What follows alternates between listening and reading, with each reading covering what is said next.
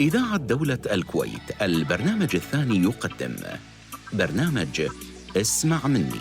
إعداد وتقديم أنور برحمة. تنفيذ عبير عادل. اسمع مني من إخراج وفاء الخميس.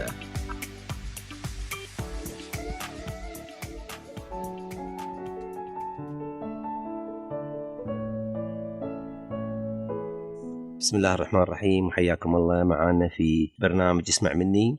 كلنا نعلم أن معظم النار من مستصغر الشرر، ونحن كآباء وأمهات نخشى دائما على أبنائنا من أن يسلكوا طريق وإن كانت خطورته لا تعادل خطورة الإدمان، ولكنها تبقى خطورة نأمل من الله عز وجل أن نجنب أجيالنا القادمة منها.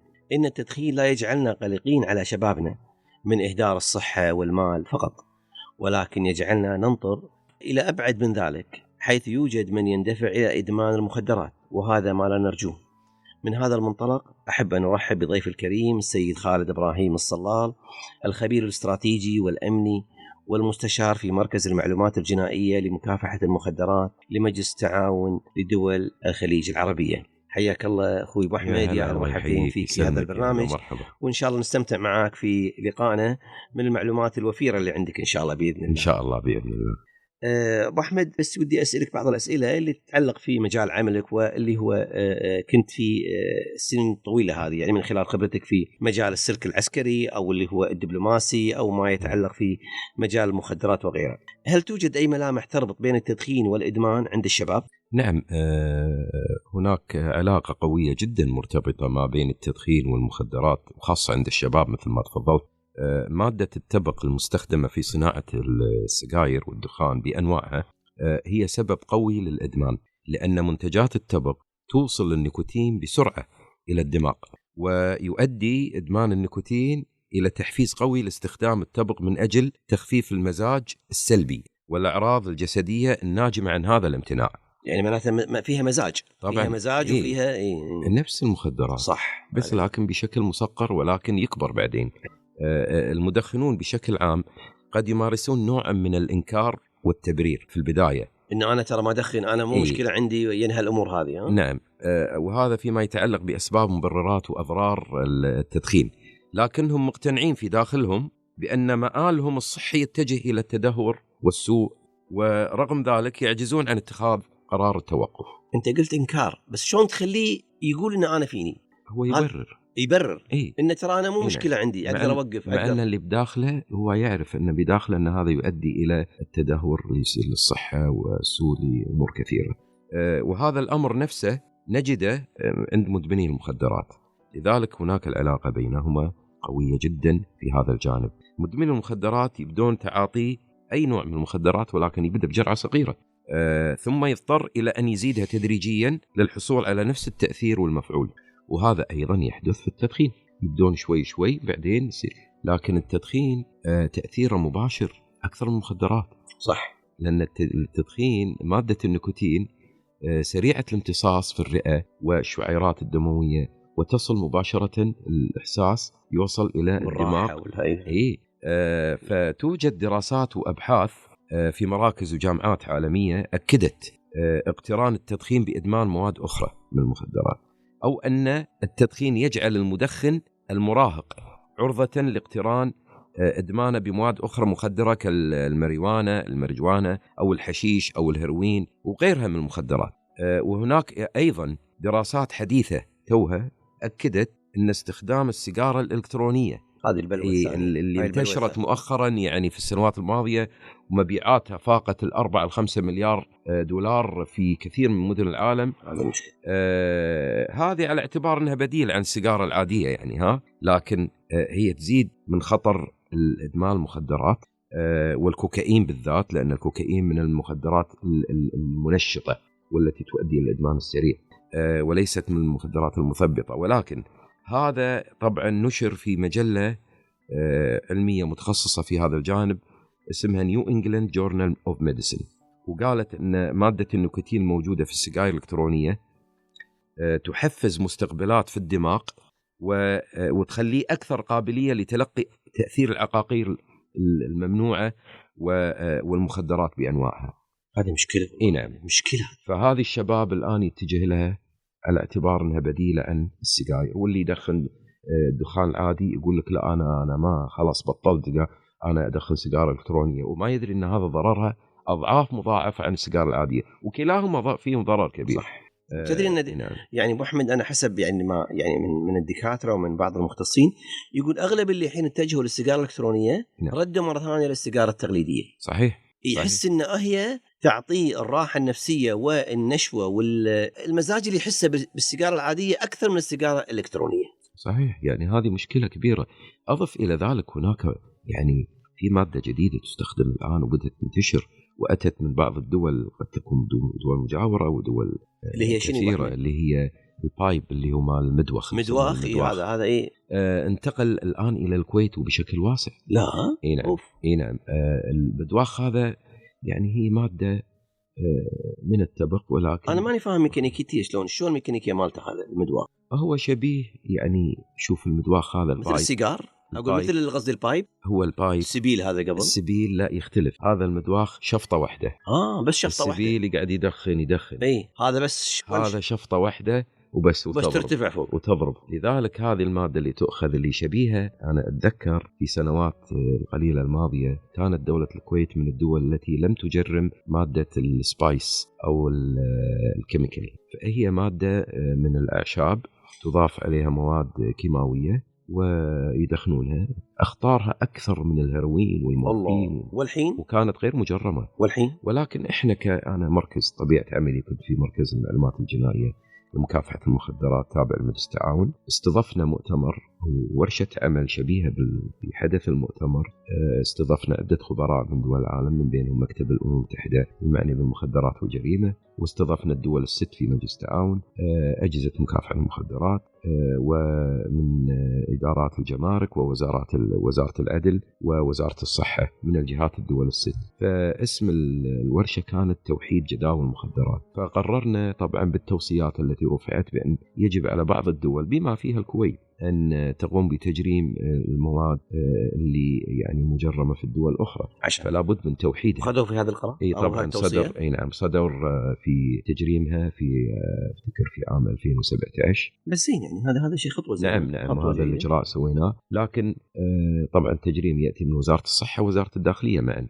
وفي تتبع أبو أحمد بين دول الخليج على هذا الموضوع أي كان من أنواع المخدرات؟ في تحديث على طول أول بأول طبعا، ويساهم بشكل كبير مركز المعلومات الجنائية لمكافحة المخدرات في هذا الجانب. يعني احنا نتكلم عن جانب المخدرات هو من شقين، هو من شق اللي هو خفض العرض وخفض الطلب. خفض العرض اللي هو يقوم فيه أجهزة مكافحة المخدرات، بينما خفض الطلب هو يقوم فيه جهات أخرى مدنية.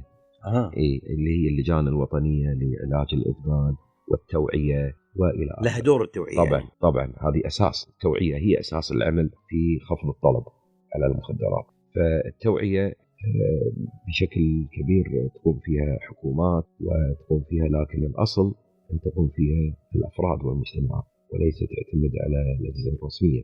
صح. ابتداء من البيت، هي من الأسرة، جمعيات النفع العام يعني. طبعا. زين أبو أحمد، يعني من خلال يعني معلوماتك ويعني عملك في مجلس دول التعاون، هل الموضوع هذا أو الخطر هذا على دول مجلس التعاون بالتساوي ولا في تفاوت بين دول ودول؟ لا في تفاوت طبعا. ما احنا وين ندك؟ احنا بالنسبه يعني الكويت لو قلنا من 10 من الصعب جدا هي تتفاوت. انا معلش بس هي بعض ساعات انت لما تسوي دراسه تعطي رقم تقول انا بدراستي هذه وصلنا 50، وصلنا 70، وصلنا 30. يعني بس هي تقول مثلا دراسه كانت في 2000، في 2010، 2015.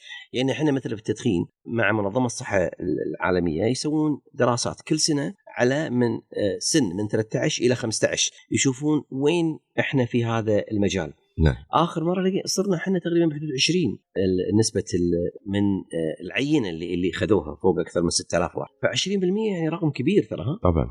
هذا اللي قاعد أقول، أشوف وين احنا. هل في دراسات بناء عليها تعرف وين في حنا؟ نعم توجد دراسات ولكن هي متفاوتة، يعني فيها أرقام وأنا لا أستطيع أن أذكرها الآن لأن راح يعني يكون فيها اختلاف.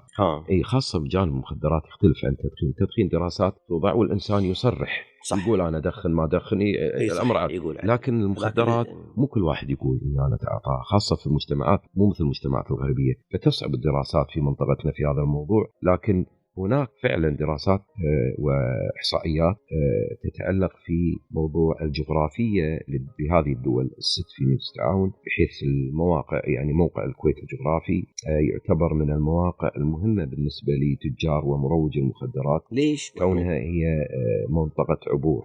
اي نعم. فاصبحت الان ليست عبور، اصبحت منطقه مستهدفه. الله. لذلك راينا كميات كبيره من الضبطيات التي حدثت في السنوات القليله الماضيه. صح، سمعنا كميات ما كنا متعودين ان نسمعها، بل راينا حتى ان هناك مصانع محليه في الكويت تنتج المؤثرات العقليه وانواع اخرى من المخدرات الكيماويه مثل كريستال ميث اللي هي شابو وغيره. لكن أنت موضوعك على أساس اعتبار أن التدخين وارتباطه في هذا الأمر، أنا هذا بغيت أعرف نحن ارتباط. نعم، ارتباط وثيق. في دراسات سويتوها أبو أحمد؟ إحنا طبعا تكلمنا في عدة، إحنا ما عملنا هذه الدراسة، في جهات أخرى تعملها، لكن إحنا من جانب خفض العرض اللي هو المكافحة. أيوة.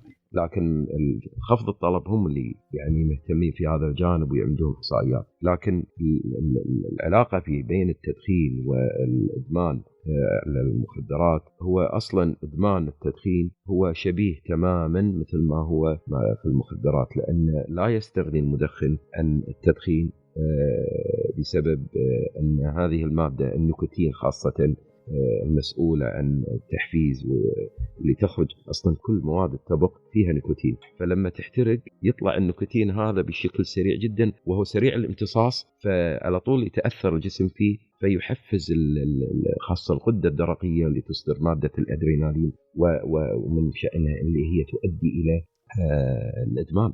يعني آخر دراسات سووها إن لما يشفط الواحد السيجارة خلال 7 ثواني توصل إلى المراكز الدماغ. صحيح. اللي تعطيك الراحة وتعطيك الاسترخاء وتعطيك نعم. عشان كذي المدخن يعني عقب ساعة إلا ربع إلى ساعة أقل، يعني من ساعة إلا ربع إلى ساعة يبدي في الأعراض الانسحابية، يبدي يتململ، يبدي يتعب، يبدي السيجارة، يعني عرفت خلاص يبي يدش بالمود اللي هو يريحه من خلال السيجارة. نعم. وهذا ترى وارد ينطبق على نفس المخدرات، يعني في بعض المواد المخدرة هم تعطيك نفس الإحساس بالسرعة مثل ما تفضلت الحين أبو أحمد يعني. نعم صحيح. فهذه يعني الواحد شنو يقول، لكن يقول عسى الله يعينكم ويعيننا ويعين اللي هم قاعدين يشتغلون في هذا المجال بأنهم يوخرون شبابنا وعيالنا عن اللي هو هذا الجانب من, نعم من المخدرات يعني. والله أنتم تبذلون جهد كبير في جمعية مكافحة التدخين، جهد كبير يعني احنا قاعد نشوفه وملموس، ما شاء الله نشاطكم يعني، وتشكرون على هذا الجانب التوعوي والمؤثر من عقد يعني محاضرات وندوات ومساهمات كثيرة في هذا الجانب. هذا دور الجمعيات النفع العام، وهذا دورها في التوعية من الجانب الصحي.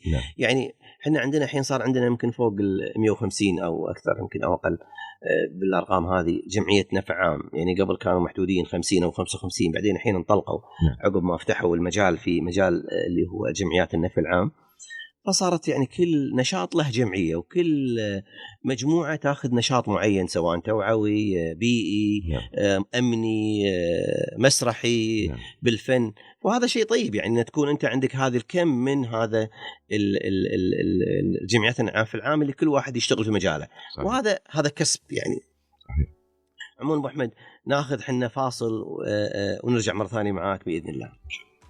يسبب تعاطي المخدرات وبشكل مؤكد العديد من الأضرار الخطيرة على مستوى الفرد والمجتمع. فعلى مستوى الفرد تؤدي إلى الفشل التحصيل الدراسي، الفشل في الجانب الأسري، هدر الأموال، الانحراف السلوكي. أما في الجانب الصحي يعاني المتعاطي من العديد من المضاعفات، أبرزها الإصابة بالأمراض النفسية، الإصابة بالهلوسة، فقدان الذاكرة، تليف الكبد، تدمير خلايا المخ، وهي محاولة مستمرة للانتحار والشروع بالقتل، وشاهدناها في أمور كثيرة.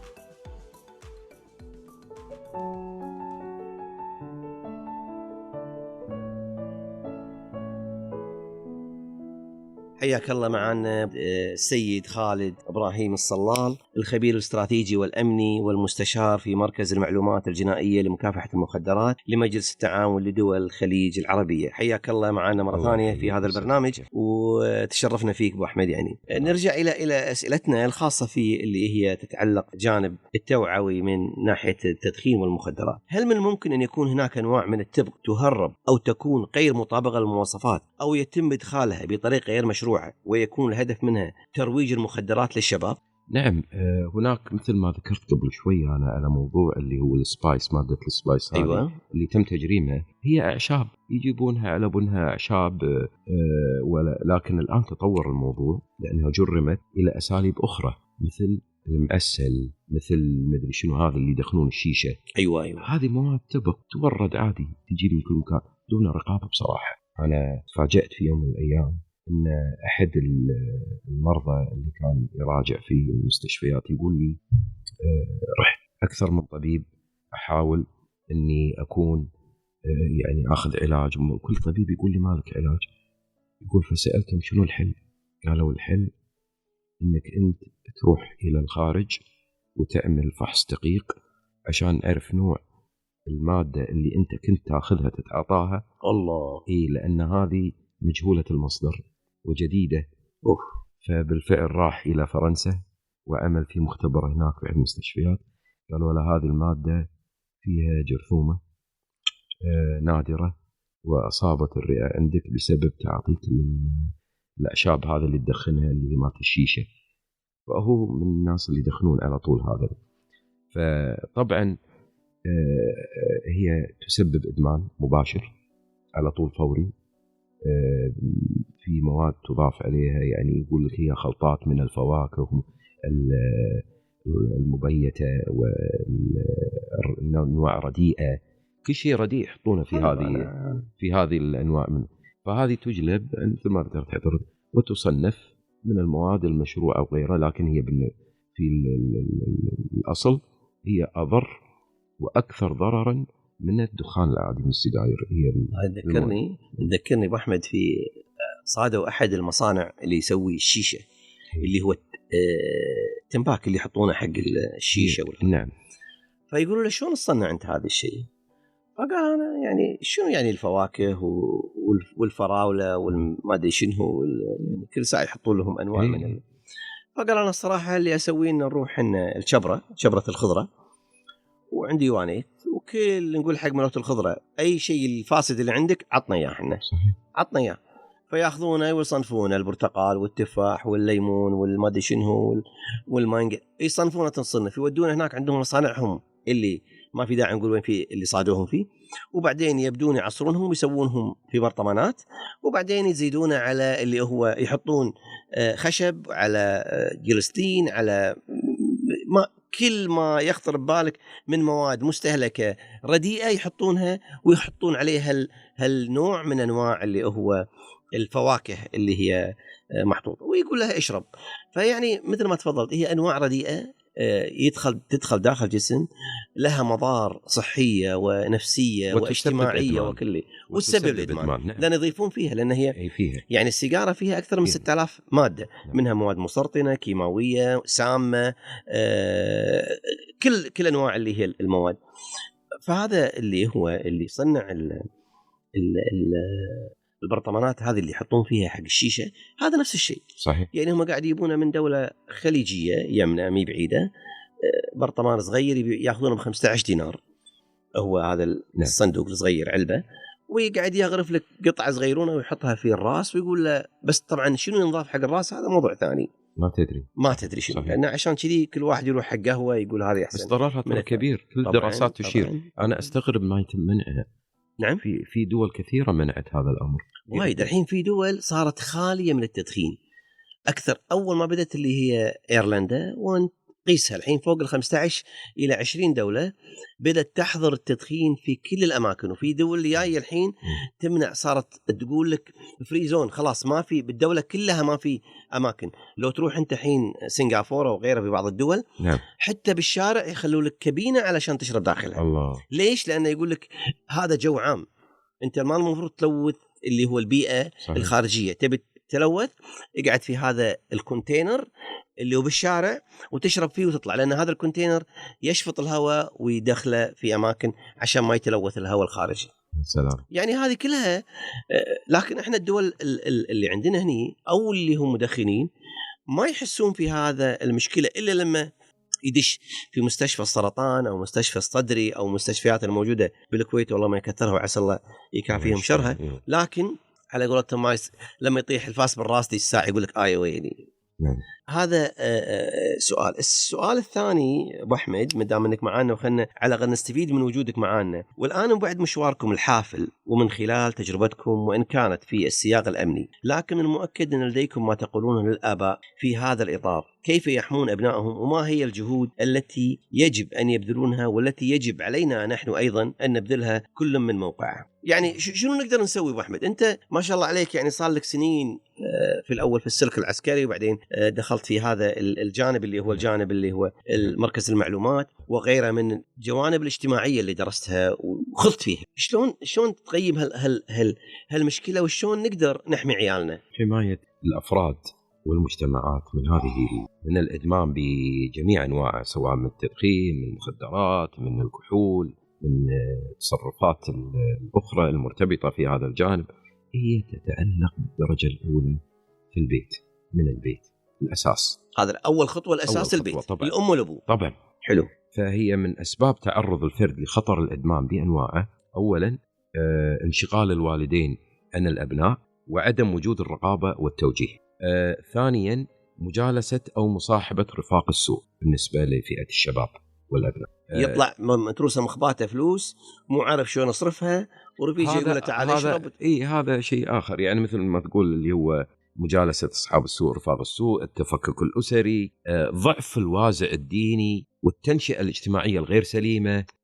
يعني هذا سبب رئيسي ترى. يعني كان مفكك، العائلة مفككة. أكيد تعطي جانب ثاني. وبعدين في جانب آخر، يعني مثل واحد يقعد بالبيت الآن، هذا اللي أقول حق أكثر الأسر يعني أتكلم عن مجتمعاتنا، لما تشوف ابنك أو أنت ويا أبنائك ما في حوار بينكم بالبيت، كل واحد يشوف نفسه، وانتشرت على ظاهرة الموبايلات والسمارت فونز الآن التطبيقات، كل واحد من شغل، يعني لو يحسب الوقت اللي يشغل نفسه في الموبايل أكثر من الوقت اللي يمضيه مع حياته مع أسرته. صح. وهذا يعني شوف هذا من يمكن أخطر الجوانب اللي تفضلت فيها. طبعا أنت الآن لما تشوف في تصرف داخل الأسرة أن كل واحد عايش لنفسه، هذا يشجع بشكل كبير أنه يؤدي إلى خروج الفرد يقول أنا بعيش حياتي، أنجرف، بالتالي يدخن، من التدخين يروح المخدرات، بعدين ما تدري شو يصير عليه. وهذا يحدث ترى على فكرة ما بين الجنسين وليس الولد. طبعا مو مقصور على جنس واحد طبعا. هذا ما حدث. طبعا في الثراء الفاحش والتبذير دون حساب.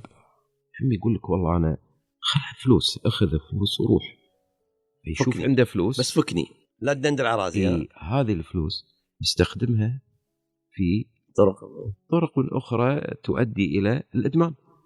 يعني هذيلا أهل السوء يقول والله هذا عنده فلوس، يلا تعال، يعطونه وهو ما يدري، وبالتالي يعجبه الوضع وبالتالي يستمر. وهذا طبعا يدمر نفسه، يدمر أسرته، يدمر المجتمع كله. في أشياء كثيرة احنا نتكلم، يعني هو تتفاوت من مجتمع إلى آخر، لكن احنا من خبرتنا في مجتمعاتنا خاصة في مجلس التعاون الخليجي تتشابه. ولكن الأسباب اللي ذكرناها قبل شوي هي يعني الأسباب الرئيسية التي تؤدي إلى الإدمان وعدم مراقبة الأسرة لها. يعني واحد يتفاجأ في يوم من الأيام، احنا عندنا يعني أسماء من بعض الشخصيات حتى المعروفة يعني على الجانب السياسي وبعضهم الاقتصادي والاجتماعي، يذكرون لنا، يشوفون لنا حل. ترى تفاجأنا أن ليس الولد فقط، حتى البنت الآن مدمنة، وهي في مرحلة دراسية، في بعض المراحل الأولى الثانوية أو الإعدادية أو حتى بالجامعية. شلون دشوا عليهم شلون؟